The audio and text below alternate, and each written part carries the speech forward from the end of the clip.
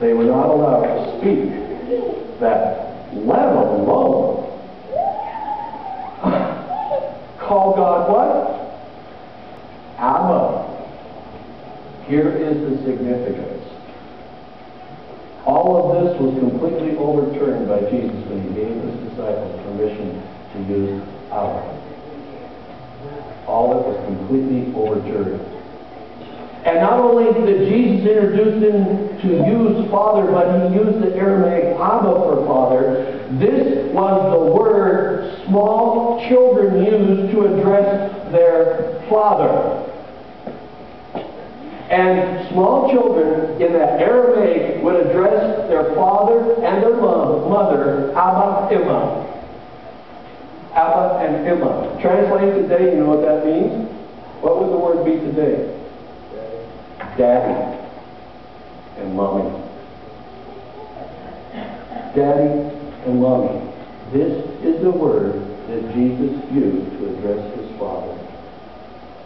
Daddy. And how did he use it? We cry out, Paul says. What? Cry out, Daddy? In other words, when you say Daddy, what kind of emotion would be in your mind when you would say that, in your heart? What would you say? Daddy! Daddy! This is the word Jesus is using. Now, what's the first word you try to teach your children? Daddy. What's the first word you try to teach them? Mama, Daddy. There usually is a contest between who?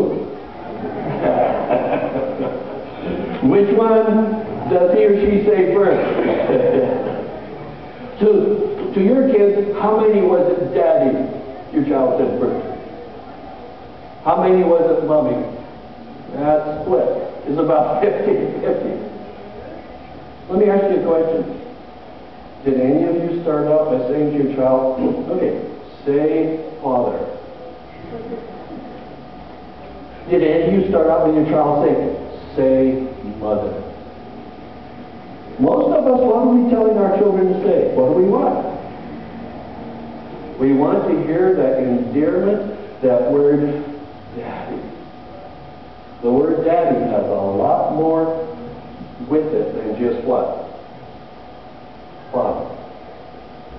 Jesus was giving the disciples and us permission to be that intimate with God our Father, to say Daddy. He gives them permission. It was Daddy. Now, to a Jewish mind of prayer, addressing God as Daddy would not only have been improper, it would have been irreverent to the highest degree. A Jew would never say that to God the Father. Why? God is too far away. Removed. And never. It would be irreverent. I dare say that there's many in this congregation today that would have a hard time saying Daddy in your prayers to God. Go ahead, admit it. You would have a hard time. I'm saying there's many in the congregation that would even have a harder time hearing one of our elders up here in a pastoral prayer say what? Daddy. But this is what Jesus was instructing them to say, and not only instructing, that's the word he used for his Father.